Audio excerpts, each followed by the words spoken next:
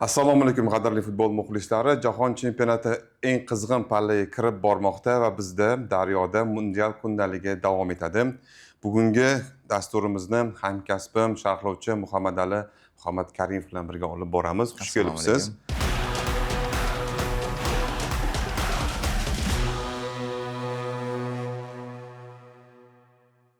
Bugun asosan G hamda H guruhlaridagi o'yinlar haqida gaplashamiz. Ispaniya, Cabo Verde, Belgiya, Misr hamda Saudiya Arabistoni, Urugvay va 4-o'yin va Eron, Yangi Zelandiya bor. Ha.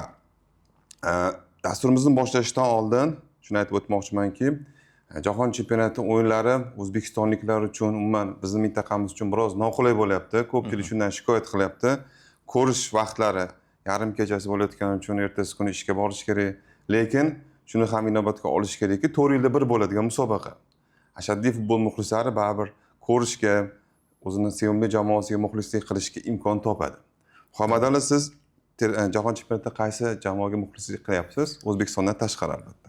O'zbekistondan tashqari muxlislik emas-u, aynan chempionatni yutishi mumkin bo'lgan favoritlar qatoridagi Angliyani chempion bo'lishini xohlayapman, chunki tarkib ham va bosh murabbiyning aynan Angliyaga usuli ba'zi yulduz futbolchilarni emas, mehnatkash va jamoaning o'yin uslubiga mosroq futbolchilarni olib ketgani va o'zi Angliya har doim mana shunday Yevroda bo'ladimi, Jahon chempionatida bo'ladimi, har doim favoritlar qatorida bo'ladi, lekin hechda g'oliblikni qo'lga kirita olmaydi. Lekin so'nggi yillarda har holda stabil tarzda finallarga chiqyapti.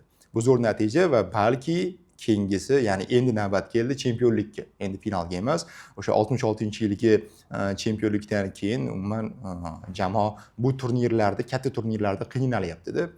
Va jahon chempionati, Yevropa chempionatlarida oxirgi yillarda yaxshi qatnashayotgan bo'lsa ham, baribir o'sha nimadir yetishmayotgandi va ko'pchilik mutaxassislar aynan Southgate'ga bog'layotgandi. Bo'ldi, mana Southgate ketdi, klubda ajoyib faoliyat olib borgan va zamonaviy murabbiy Tuchel keldi va mana endi inglizlarning o'zida ham va ingliz futbol muxlislari orasida ham kutilmalar katta. Ko'ramiz, kuzatamiz. Angliyaning o'yini mundial kundaligining keyingi sonlarida tahlil qilinadi. Shuningdek, dasturimizni homiylar haqida eslatib o'tmoqchiman. Mundial kundaligi dasturining bosh homiysi Uzumbank va hamkorimiz Beshqozon savdo belgisi. Uzumbankda mana shunday bankslar ham ishlab chiqilgan futbol muxlislari uchun. Uzumbankdan plastik kartochka buyurtma qilsangiz, sizga bepul mana shunday bankslar taqdim etiladi. Bu yerda terma jamoa futbolchilarining shunday tasvirlar tushirilgan fishkalar, bularni yig'ib o'z jamoangizni tuzishingiz mumkin.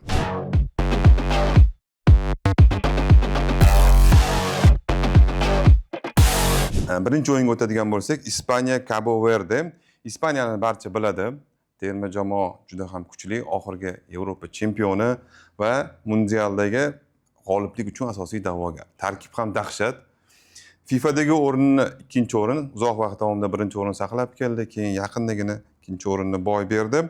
Bosh murabbiy Luis de la Fuente sardor sifatida terma jamoani uzoq vaqt Dani Carvajal va Alvaro Morata boshlab tushganda, bu mundialda bosh murabbiy aytdiki, sardorlar o'zgaradi. Endi avlodlar almashuvini o'tkazyapti Ispaniya.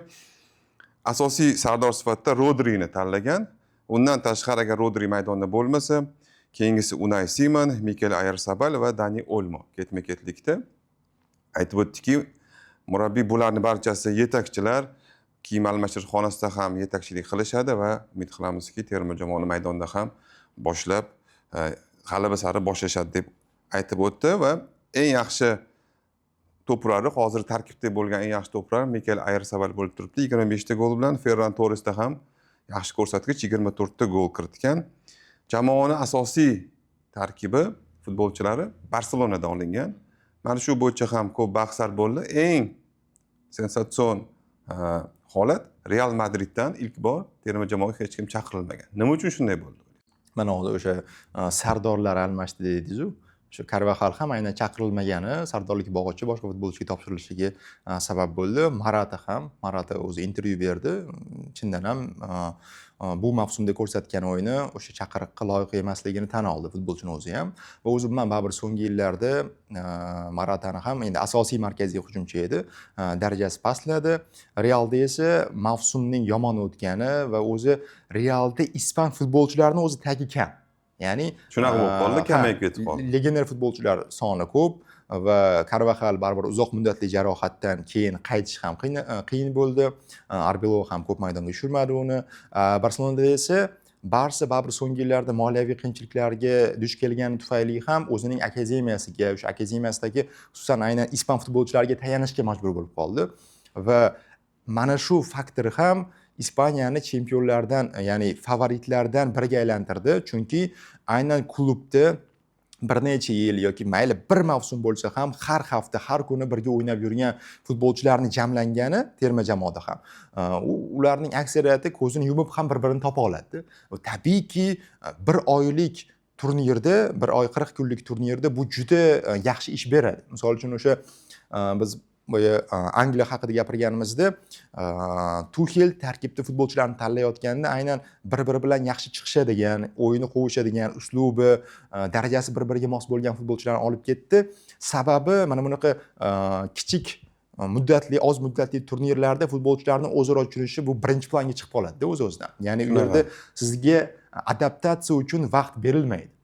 Shuning uchun ham misol uchun mana shu mart oyidagi yig'inlarda yoki mayda o'sha klublar o'rtasidagi o'yinlarda kimdir jarohat olib qolsa, tarkibda o'zgarishlar bo'lyapti terma jamoalarda. Bu juda katta yo'qotish sifatida baholanadi, chunki terma jamoada o'ynash tajribasi bo'lmagan futbolchilarni katta turnirga shu zahoti kelishi o'sha moslashishga qiynalishi va tarkibga kirishib ketishga qiynalishiga olib keladi.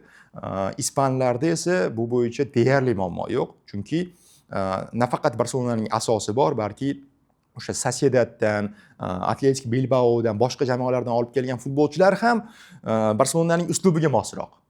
Va o'zi Oyarzabal yoki mana Unai Simon boshqalar, ular bir necha yildan beri terma jamoada to'p surishadi va juda yaxshi bilishadi Barselona futbolchilarini va o'yin uslubini. Men o'ylayman, mana shu faktor ham ispanlarni favoritga aylantirib yubordi. Ispaniya terma jamoasi shu aytib o'tilgandek yaxshi o'yin amaliyotiga, ya'ni terma jamoadagi futbolchilar bir-birini yaxshi tushunishadi. Lekin o'rtoqlik o'yinlarida murabbiy baribir tajriba qilib ko'rdi va shunga yarasha Iroq bilan o'yinda 1-1 o'ynab qo'ydi. Ko'pchilik uchun kutilmagan natija bo'ldi, lekin biz bilamiz, bunaqa katta mundiallardan, katta musobaqalardan oldingi o'rtoqlik o'yinlarida natija hech narsani hal qilmaydi. Shunday bo'lsa ham ko'pchilik Ispaniyaga umid qilayotgan muxlislar biroz shubhaga tushib qolishdi. Shaxsan men bunga ahamiyat bermaslikka chaqirgan bo'lardim.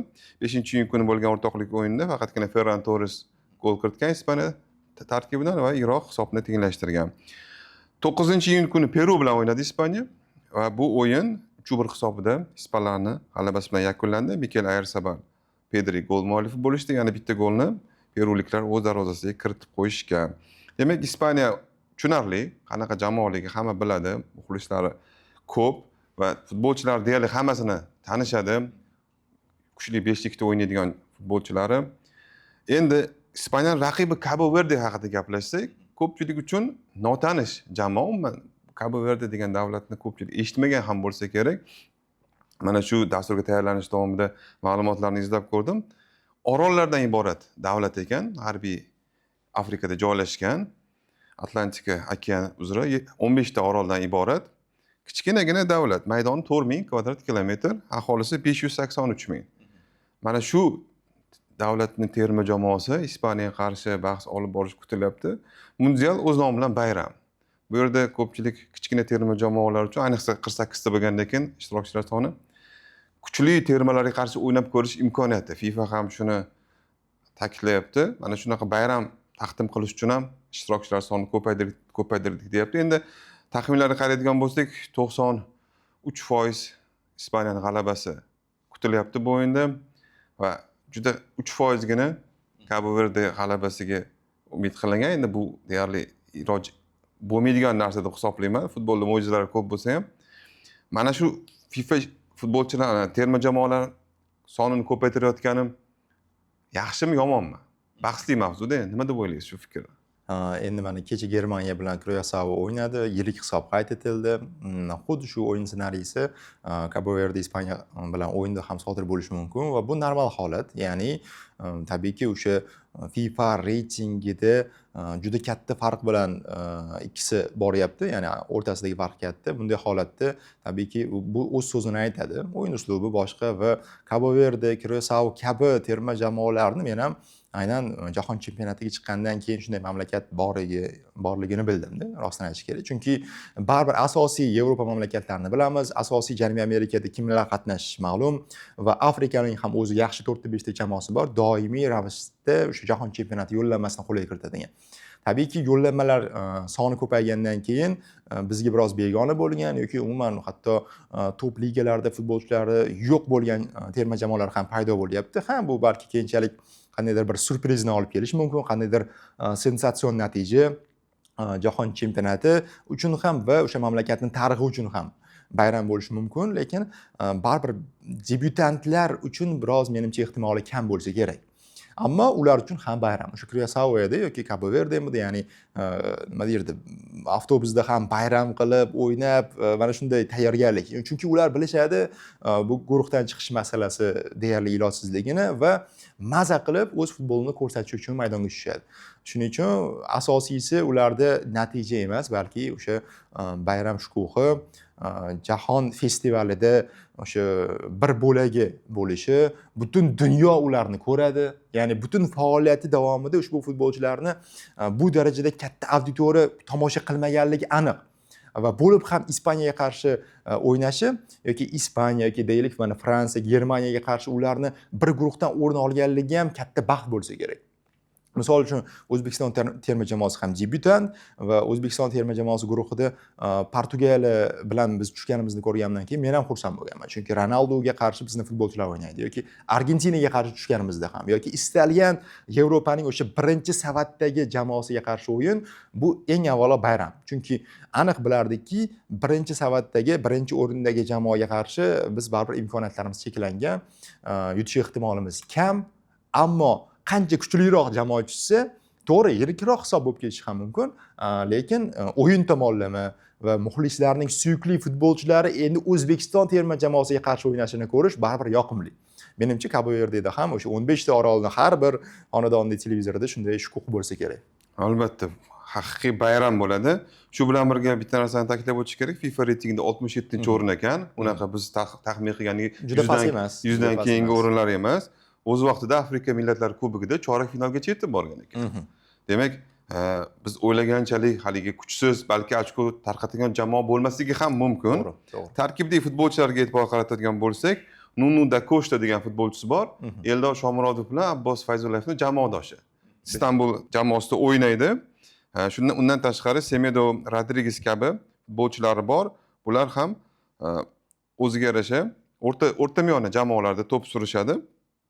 Va shu bilan birga o'rtoqlik o'yinlariga nazar tashlaydigan bo'lsak, Cabo Verde Serbiyani 3-0 hisobida mag'lubiyatga uchratdi. 31-may kuni bo'lgan o'rtoqlik o'yinida. 7-iyunda bo'lsa, Bermud orollariga qarshi o'ynadi. To'g'ri, unchalik kuchli jamoa emas va u o'yinni ham 3-0 hisobida yutdi. Ya'ni aytmoqchi bo'lganim, gollar u kiritish bo'yicha, vaziyatlar yaratish bo'yicha yaxshi natijaga ega terma jamoa endi o'z darajasidagi raqiblar bilan va eng qizig'i mana shu 6 ta golni 6 xil futbolchi urgan. Ya'ni yakka bitta futbolchiga qarab qolmagan, istalgan tarkibdagi futbolchisi gol kiritishi mumkin. To'g'ri, Ispaniyaga qarshi emasdir balki. Guruhdagi boshqa o'yinlarda qanaqadir balki sensatsiya ko'rib qolishimiz mumkin. Bo'lishi mumkin hamma narsa. Endi yana bitta narsani ta'kidlab o'tish kerak.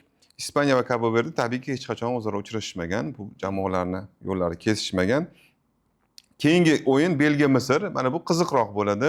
Ikkita terma jamoa ham o'ziga yarasha ambitsiyalarga ega, o'ziga yarasha maqsadlar bilan kelishgan. Belgiya terma jamoasi FIFA reytingida 9-o'rin. Nafaqat Yevropani, dunyoni top jamoalari qatoriga kiradi.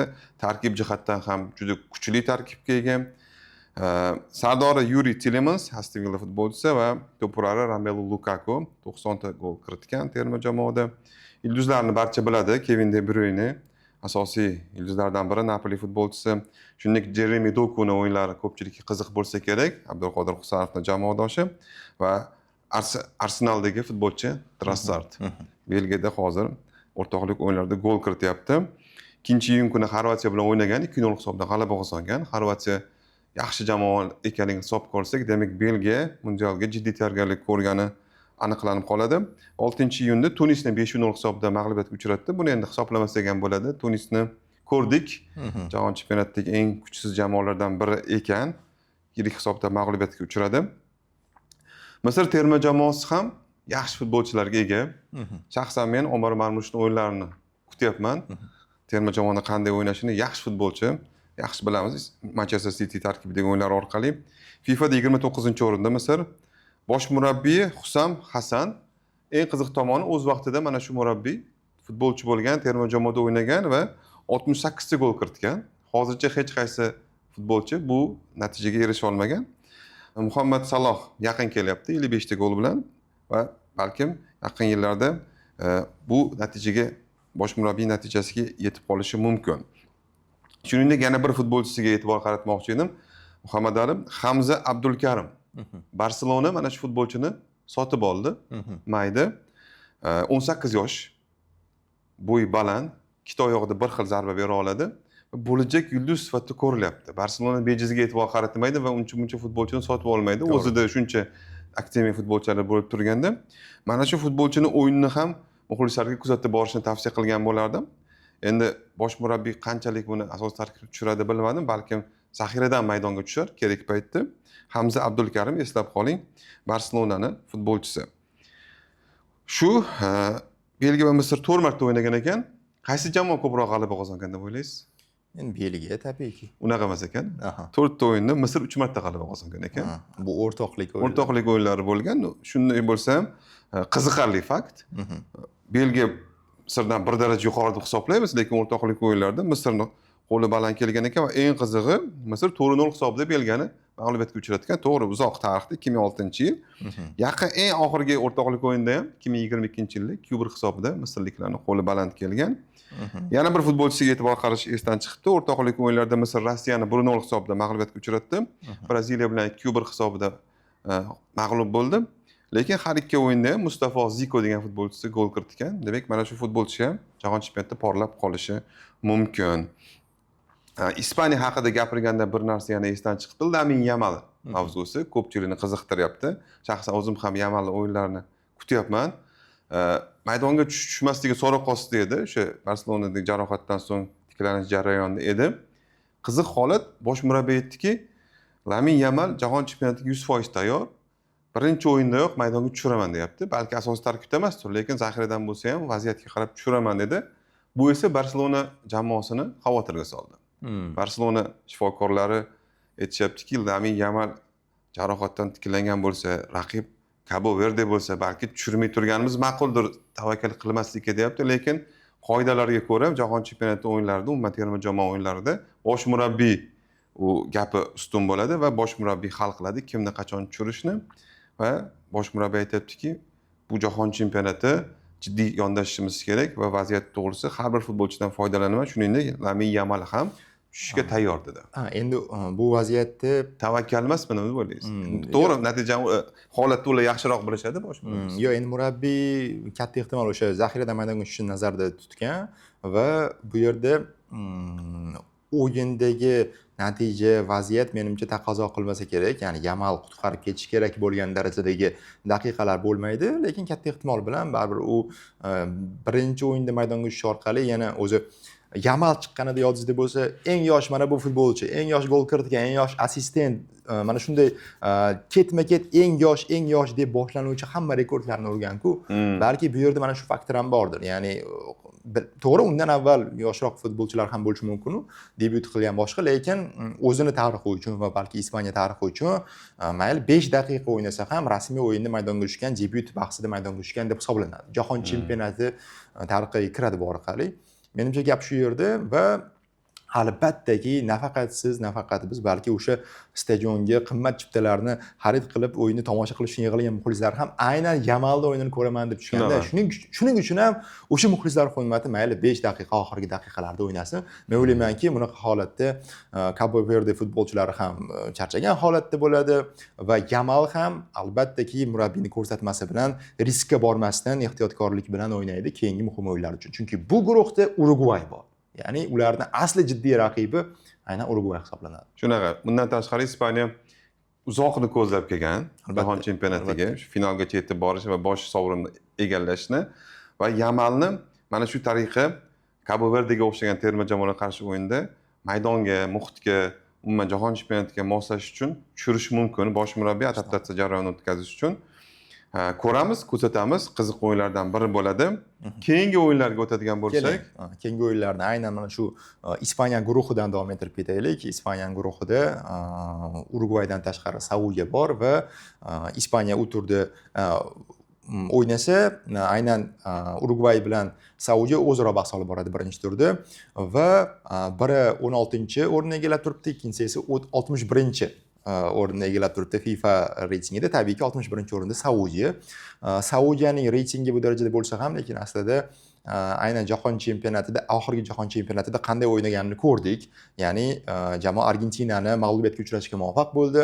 Yakunda esa Argentina chempionlikni qo'lga kiritdi. Ya'ni Saudiya chempionni mag'lubiyatga uchratdik, faqatgina biz mag'lubiyatga uchratdik deb bemalol maqtana olishi mumkin, lekin hozirgi holatda Saudiyada umumiy kayfiyat yaxshi deb bo'lmaydi, chunki ularda jamoa bosh murabbiyi o'zgardi. Ya'ni Hervé Renard boshchiligidagi shtab ishlab kelayotgandi, yaxshi faoliyat olib borayotgandi. Keyinchalik esa o'zi iste'fo so'radi. Fransiyani o'sha ayollar terma jamoasini boshqarish uchun. Keyin u yerdan qaytib keldi yana, saralashni yaxshi o'tkazdi va qo'lga kiritdi jahon chempionati yo'llanmasini, lekin o'rtoqlik o'yinlaridagi mag'lubiyatdan keyinmi yoki ichki qandaydir munosabatlarda muammo yuzaga kelganmi, jahon chempionatiga 1-2 oy qolganida bosh murabbiyni iste'foga chiqarib yubordi assotsiatsiya va biroz tushunarsiz holat bo'ldi va hozirda jamoa bosh murabbiyi gretsiyalik Georgis Donis yaqindagina jamoaga kelgan. Hali menimcha o'ylaymanki futbolchilar bilan ham umumiy hali adaptatsiya jarayonini o'tkazmagan. U mutaxassisni baribir nomdor bo'lmagani uchun Saudiyaning muxlislari ham u qadar hozir yaxshi qabul qilishmayapti va nima deydi, shubha bilan qarashyapti. Shuning uchun o'ylaymanki, Saudiya uchun bu turnir biroz qiyin o'tadi. 3-o'rin uchun kurashadi katta ehtimol bilan, lekin umumiy olib qaralsa, Saudiyadagi atmosfera u qadar yaxshi emas va bu biroz o'sha Eronning holatiga ham o'xshaydi. Osiyodagi terma jamoalarda bizda kayfiyat yaxshi, o'sha nastroy deymiz-ku, murabbiylarning o'sha almashinuvini ham yaxshi o'tkazib oldik, lekin mana Yaponiya, Koreyada ham hammasi joyida, aynan Eron bilan futbolchilarda o'sha o'yin amaliyoti borasida va umuman o'z mamlakatlar o'rtasidagi nizolar tabiiyki bu jahon chempionatiga ham ta'sir qiladi deb o'ylayman va u yerda ham Galionini juda ko'p tanqid qilishdi saralash davomida. O'zbekiston terma jamoasiga qarshi o'yinlarda o'sha ba'zi daqiqalarda, taymlardagi Eronning sust o'yini u yerda ham Eron matbuotida juda katta muhokamaga sabab bo'ldi. Shu tomonlama parallel tortish mumkin. Saudiya bilan Eronning holati jahon chempionatida oldidan kayfiyati biroz yomon ekanligini. Bu tomonda esa Marcelo Bielsa Urugvay terma jamoasini boshqarib boradi. 2023-yildan beri boshqarib bormoqda. Tabiiyki, Marcelo Bielsaning birinchi navbatda qilgan to'g'ri ishi avlodlar almashinuvi bo'ldi. Jamoani hozir o'rtacha yoshi 26 yosh atrofida deb ko'rsatilyapti. Bu yaxshi natija, chunki mana A guruhida o'sha JAR, Meksika va boshqa jamoalarni o'yinlarini ko'rdik. O'sha o'yinlarni tahlilida ko'rganimda 28-29 yosh bu o'rtacha yosh edi. Qolgan jamoalarda ham baribir ko'p terma jamoalar tajribaga suyanishyapti.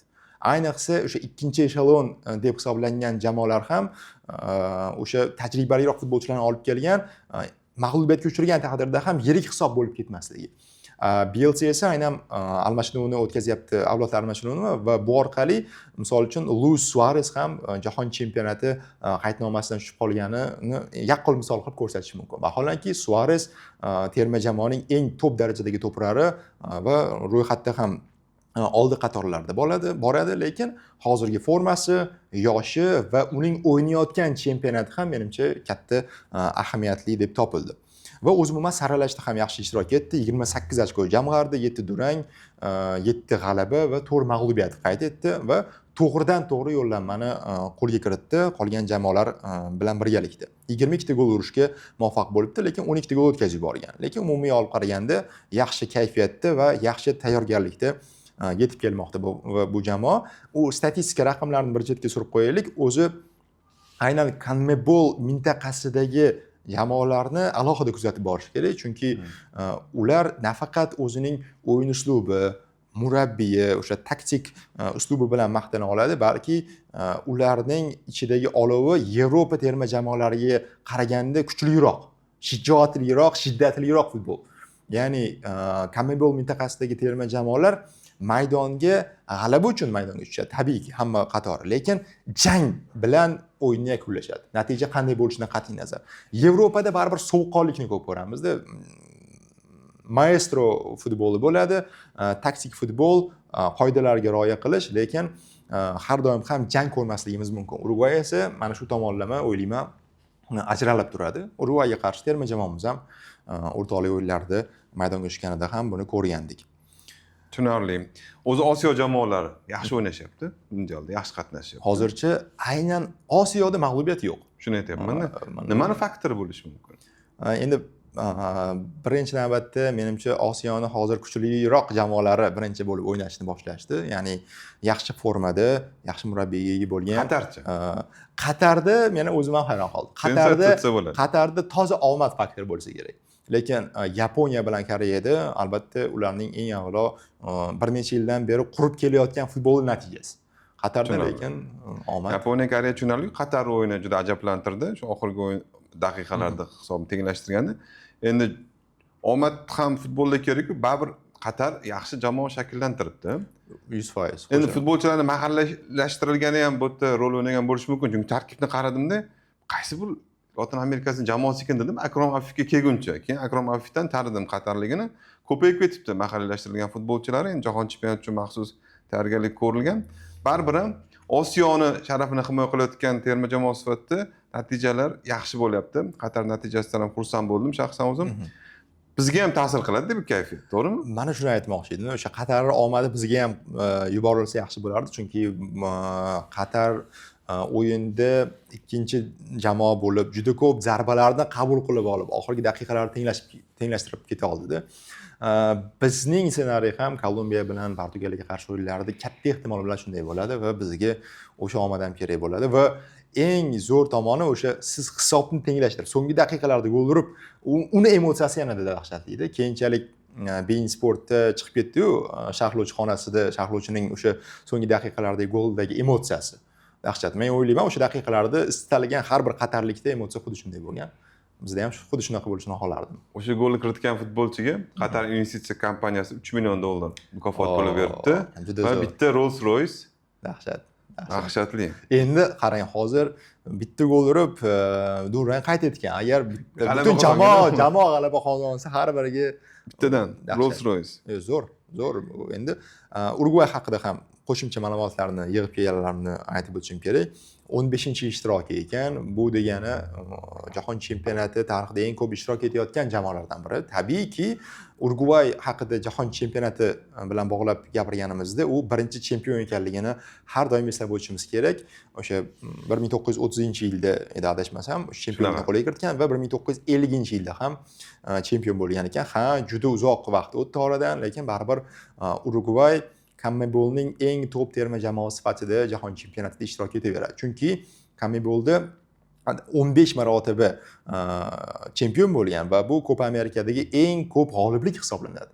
Ya'ni qarangki, u qit'ada Argentina va Braziliyadek jahonning eng kuchli terma jamoalari, eng zo'r top yulduzlarini yetishtirib bergan terma jamoalar bor, lekin Urugvay o'z mahallasida Urugvay eng zo'ri, Braziliya esa jahonda eng zo'ri bo'lishi mumkin. Argentina jahonda eng zo'ri bo'lishi mumkin. Shunaqa. Copa Amerika alohida jahon chempionati.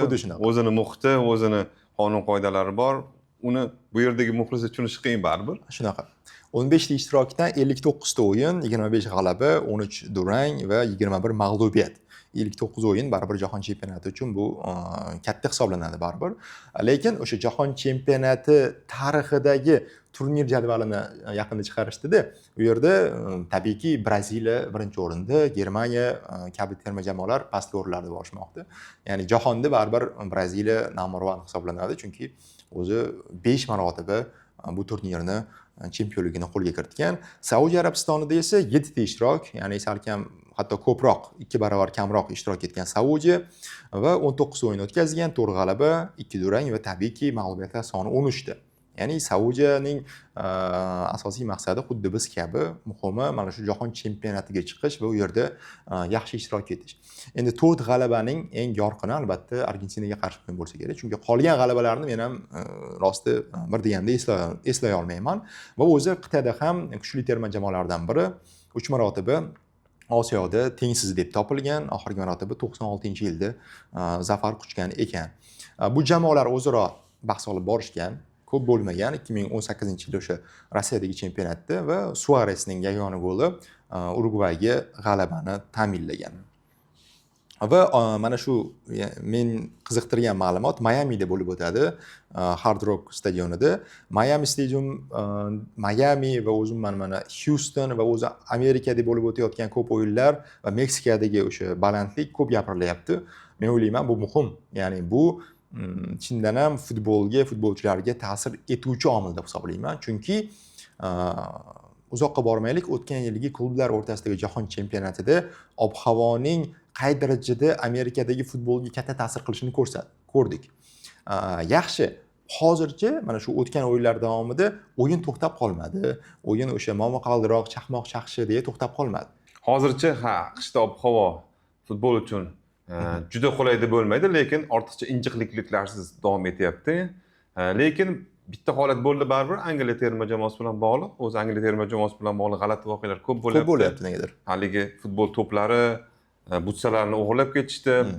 Keyin transport bilan bog'liq muammo bo'ldi va Angliya terma jamoasi joylashgan baza yaqinida tornado xavfi e'lon qilingan. Futbolchilarni hududni, ya'ni yopiq binoni tark etmaslik talab qilingan ekan. Shu hisobiga mashg'ulotlarni kechiktirishdi. Mana shunaqa tabiat injiqliklari ko'p kuzatiladi AQSh hududida. Hozircha deyarli biz ko'rmayapmiz. Jahon chempionati tugaguncha xalaqit qilmay tursin. Taxminlar haqida gaplashsak, Ispaniya Cabo Verde endi yuqori katta hisob bo'lishini ko'pchilik taxmin qilyapti. Meni taxminim 5-0. Men ham shu atrofida deb o'ylayman va menimcha Germaniya Kurasao natijasi takrorlanmasa kerak, chunki o'zi mana shu yangi asrda 7 yoki 7 dan ko'p gol kiritgan terma jamoa o'zi Germaniya ekanda. 3 marotaba, mana 3-marotaba bu natijani qayd etgan. Shu vaqt oralig'ida qolgan terma jamoalar qayd etgan bo'lsa ham bor yo'g'i 1 marotaba ekan. Men bilmadim, Ispaniyada ham tarkib kuchli deyapmiz-ku, lekin baribir markaziy hujumchi faktori ham bor-da. Markaziy hujumda Ferran Torres harakat qilyapti. Xo'p, mayli sog' bo'lsa Oyarzabal o'ynashi mumkin, lekin yaxshi sifatli markaziy hujumchisi yo'q. Ularda yarim himoya kuchli, ularda qanot kuchli, boshqa har bir pozitsiyani aytish mumkin-ku. Ayni markaziy hujumda biroz o'zi Kerim markaziy hujumchi Ispaniyaga yarim himoya dahshatli tarzda bo'lib turgan. Mana shu ham o'zi asosiy savol, chunki yodimda o'sha jahon chempionatida edi yoki 2012-yildagi Yevropa chempionatida edi. Fabregasmi markazda o'ynaganda, ya'ni sof markaziy hujumchi bo'lib ham o'ynamagan, u orttiroqda o'ynagan, lekin aytish mumkinki, sof markaziy hujumchisiz chempionatni yuta olganda, to'g'ri Torres bo'lgan, Fernando lekin odatda zaxiradan maydonga tushardi. Asosiy tarkib futbolchisi emasdi. Balki umumiy uslubga aylantirib olishdi shekilli ispanlar. Tushunarli. Ispaniya Cabo Verde tushunarli. Belgiya Misr. Belgiya Misr, mana bu yerda baribir biroz intriga bor. Misr bilan Belgiyani o'z geografik tomondan solishtirsangiz, Misr katta aholi va umuman hududga ega, lekin futbolda bu narsa rol o'ynamaydi. Bu rol o'ynamaydi, ammo baribir Belgiyada ham avlodlar almashinuvi jarayoni ketyapti hozir.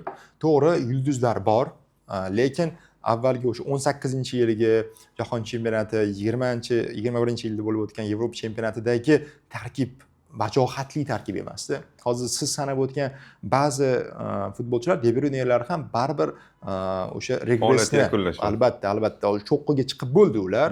Cho'qqida terma jamoada hech narsa ola olmadi, endi sekin asta ortga qaytdi. Pasayadi. Ha, ba'zi o'sha Tillemansni yoki o'sha Dokuni, o'sha Trossardni aytishimiz mumkin, chunki ularda hali o'zining pik formasiga chiqib bo'lmaganlik holati bor.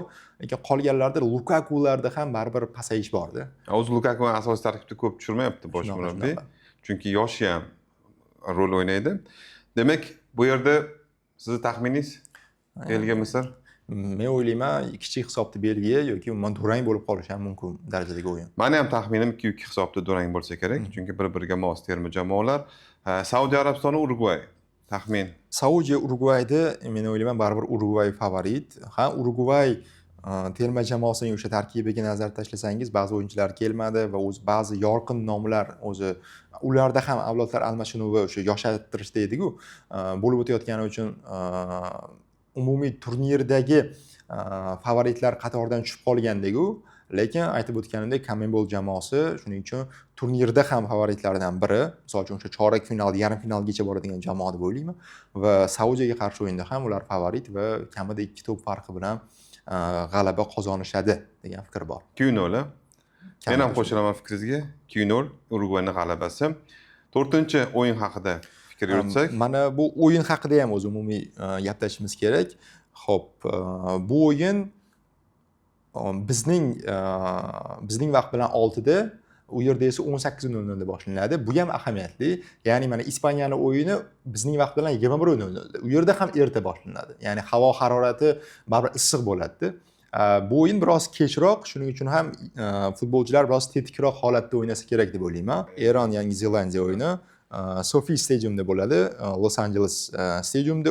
O'zi Amerika eng katta stadionlarda o'tkazyapti hozircha o'yinlarni. Misol uchun Kanadani o'yinini ko'rgan bo'lsangiz, Kanada baribir futbol mamlakati emas-u, 30 ming, 40 ming atrofidagi stadionlarda. Bu yerda atmosfera ham zo'r bo'ladi, lekin Eron muxlislari qay darajada ko'p bo'ladi, bu ham aslida savol. Va stadion haqida umumiy ma'lumot 2020-yil qurib bitkazilgan eng zamonaviy stadionlardan biri. 5,5 milliard sarflangan dollardi va nafaqat futbol, Amerikaning istalgan stadioni o'sha NFL va o'sha Super Bowlning eng zo'r o'yinlarini ham qabul qiladigan o'yingohlardan hisoblanadi. Va o'sha 20-25 gradus havo harorati o'rtacha aytilyapti. Bu ham o'sha aytib o'tganimdek muhim ahamiyatga ega. Eron 20-o'rinda FIFA reytingida, tabiiyki yuqori o'rinlardan biri hisoblanadi va umuman Osiyoda ham uchlikka kiradi. 85-o'rinda Yangi Zelandiya. Endi bu o'rinlarning ahamiyati bilmadim qay darajada katta, chunki Yangi Zelandiya baribir okeanida o'ynaydi. Okeanida to'g'ridan-to'g'ri yo'llanma bilan keldi. Bu turnirda o'sha bitta yo'llanma berilyapti. Jamoalar soni ortgandan keyin Yangi Zelandiya uchun bu juda bir ayni muddao bo'ldi. Va boshqa raqobatchisi ham yo'q-da. Xuddi shunday. Amir G'alayoniy jamoa bosh murabbiyi Eronda va Eron tarkibidagi futbolchilar menimcha barchasi bizga tanish. Yod bo'lib ketdi. Tarimiy, Hojisafiy, Jahonbaxsh va aslida bu saralashda ham mana Eron bilan o'ynab, menimcha munosib qarshilik ko'rsata olib chiqdik va qaytangi mana shu bizning munosib qarshiligimiz Eron tomonida Eronning darajasi tushdi, bizning darajamiz tushdi deb baholashyapti-da. Va ular bilishmaydiki O'zbekiston kuchaygan. Unisi ham bor va shu bilan qo'shimcha Eronda o'rtacha yosh jihatidan mana shu jahon chempionati ishtirokchilari orasida katta yoshlardan 30.4 yosh deb ko'rsatilyapti. Yangi Zelandiyada esa tabiiyki Yangi Zelandiya, Avstraliya, Orol mamlakatlarida eng asosiy ustunliklari bu ikkinchi qavatdagi kurash, ya'ni bo'yi baland futbolchilari ko'p va ularning o'yin uslubi ham shunga tayangan. Xususan Angliya Premier Ligasi Nottingham Forest sharafini himoya qiladigan Chris Wood, u ham bo'yi baland gavdali futbolchi, jamoaning asosiy yulduzi, ya'ni siz biz tanidigan yulduzi hisoblanadi va o'zi Nottingham Forestda ham 2-3 mavsumdan beri yaxshi sport formaga ega. Ularning o'rtacha yoshi 28.1. Ya'ni bu yerda farq katta deb hisoblayman. 6-marotaba ishtirok etayotgan ekan Eron va Yangi Zelandiya esa 6 marta ishtirok etgan Eron, Yangi Zelandiya 2 marta ishtirok etgan. 2010-yildagisi biroz o'sha esda qolarli ishtirok deb hisoblangan. Menimcha umumiy ma'lumotlar mana shu. Ikkala jamoa ham kuchga asoslangan futbol o'ynaydi. Xuddi shunday. Eronni ham bilamiz, lekin Yangi Zelandiya undan ham ko'proq shu atletik futbol namoyish etadi. Asosan deyarli regbi o'ynashadi. Shunday. Ancha qo'pol o'yin bo'lsa kerak, men taxminim. Shunaqa va endi Yangi Zelandiyani biz doimiy kuzatib bormaganimiz uchun yaqin do'stlarimizga aylanib qolgan Eronni aytishim mumkin. Ya'ni ular bu o'yinda favorit maqomida. Qancha biz o'yini pasayyapti deganimiz bilan ham o'sha pasaygan darajasi ham aslida umumiy olib qaraganda baland. Eron ancha shakllangan jamoa. Xuddi shunday. Bir-birini yaxshi tushunadi va himoyasi ham juda ham mustahkam. Ko'ramiz endi yana bir narsa, Sardor Azmun yo'qligi qanchalik bilinadi, nima deb o'ylaysiz? Endi oxirgi o'yinlarda o'zi Azmunsiz ham jamoa yaxshi o'yin ko'rsatayotgan deb o'ylayman va Azmunning yo'qligi jamoa uchun umumiy yangilik emas ham. Chunki pishib yetilib kelayotgandi Azmun o'sha ijtimoiy tarmoqlardagi bayonotlari, intervyulari, boshqa o'zini tutishi bilan. Shuning uchun o'ylayman, Tarimi yoki boshqa hujumchilar bilan yaxshi qarshilik ko'rsata oladi. Baribir siyosiy sabab tufayli Azmunni olinmagani futbol muxlislari uchun achinarli holat. Albatta, albatta. Futbol siyosat alohida bo'lishi kerak deymiz, lekin amalda aksi bo'lyapti. Shunday. Demak, bu o'yinda Eronni qo'li baland kelish taxminingiz, taxminiy hisob 2-1, 3-1. meni taxminim durang bo'lsa kerak, baribir Yangi Zelandiya ham himoyalanishda ancha kuchli. 1-1 hisobda durang deb kutyapman.